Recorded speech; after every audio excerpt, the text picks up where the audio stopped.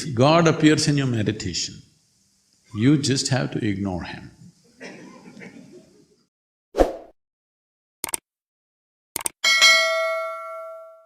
Namaskar Sadhguru, my name is Ritu. My question is, what according to you is being successful in spirituality? In spirituality or life? In spirituality. And will I know it before I die? See, what this entire contrived ideas about what is spirituality, what's happened is, people think if they're seeking God, they're spiritual. What you need to understand is, you have already made an assumption and then you're trying to concretize your assumption. You want a guru to tell you, yes, God is there seeking. Seeking means this, you don't know whether God rules this existence or devil rules this existence or it's simply unruled like India.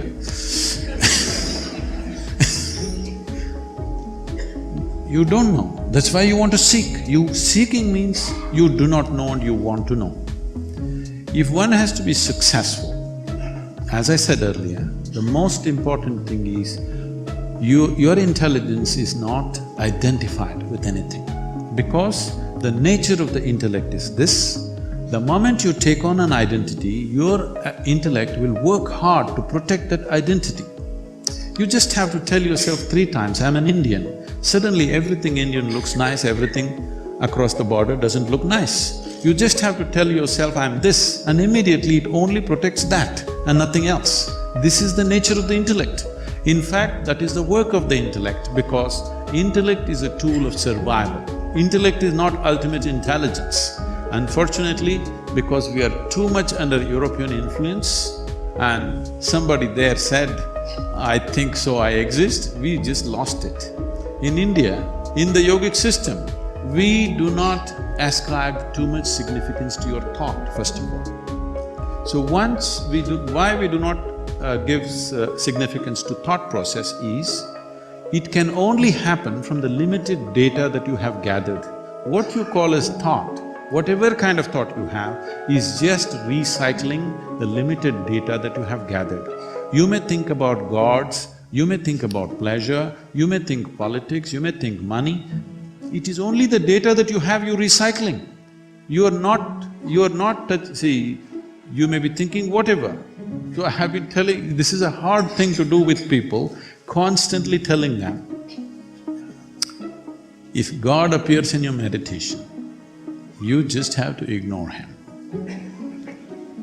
Ah, but Sadhguru, if Shiva comes, especially if he comes because Shiva is coming only because of the calendar images that you have seen. If you were born elsewhere, somebody else would be coming. So this is the old data playing up, so whatever plays up. See, you cannot think God, you cannot think money, you cannot think ocean or the sky. You are only recycling the limited data. So we don't acknowledge thought process as a great form of intelligence. It's a wonderful instrument for handling your survival in the material world. But if you want to pursue something, there are other dimensions of intelligence within you.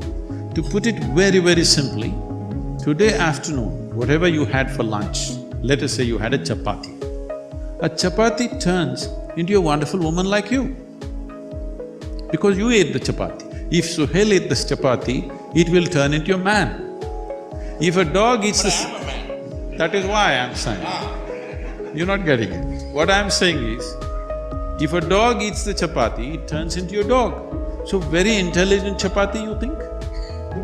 No, this is programmed. In your system, there is a certain volume of memory and intelligence which is capable of turning a simple chapati into a human being. When I say human being, I am talking about the most complex mechanism in the universe that we know of.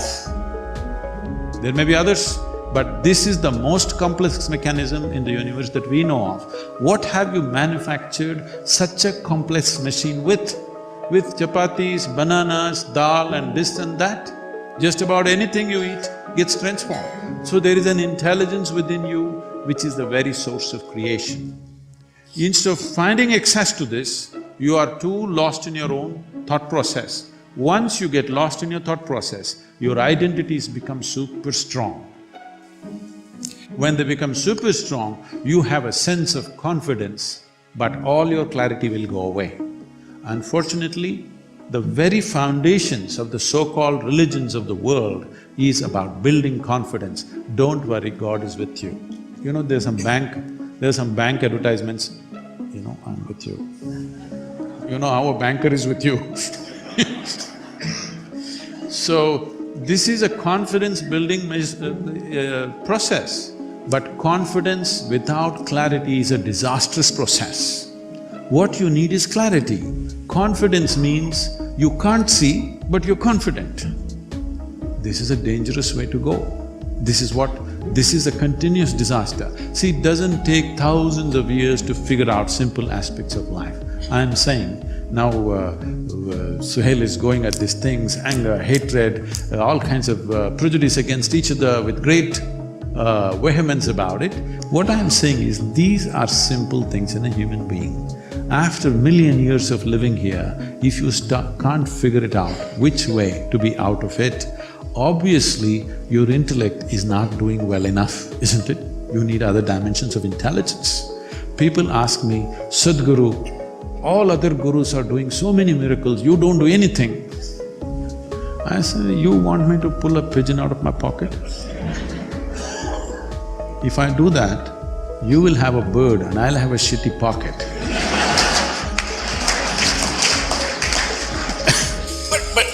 Let's take this. But you do acknowledge that there are many such people who are actually defrauding the emotions of a large population by doing this kind of nonsense. See, corruption is not the prerogative of only spiritual people. There are corrupt politicians, there are corrupt lawyers, there are corrupt policemen, there are corrupt doctors, there are corrupt every kind of profession, okay? It has entered every sphere of life. It is just that when a person who claims to be a spiritual guide or a guru turns corrupt, it stands out glaring because today if you go to a police station, you're expecting him to be corrupt, unfortunately. If he's not corrupt, you're surprised. That's when you talk about it. Oh my God, I went to the police station, the guy didn't ask for a buck. He did the job for me, you know. But when you go to your doctor, if he's corrupt, you're a little hurt because you placed your physical self in his hands. But when you go to your guru, you placed your entire life in his hands. If he is corrupt, you're very profoundly hurt, all right? So, the integrity that is necessary to perform different levels of activity is definitely more demanding when more trust is invested in that. But unfortunately, spiritual enterprise has started, okay? It's an enterprise. If you read 2 pages of Gita, you can become a guru in the country. You don't have to read the entire thing. 2 pages and go on repeating the same 2 pages in a language that other people don't understand, you will become a guru. So, about being successful with that spiritual process, this is all you have to do. Tonight when you go home, sit on your bed, look at yourself, what is you, what you gathered, okay? You have a home, you gathered it. You have people, you gathered them. You have clothes, you gathered this. You have a body, you gathered this. The content of your mind, you gathered it. See, before going to bed, close your eyes and see if you can keep all that aside, even intellectually. Just try to keep it aside and go to bed every day. You will see one day you will wake up in a way you have not believed possible, truly awake.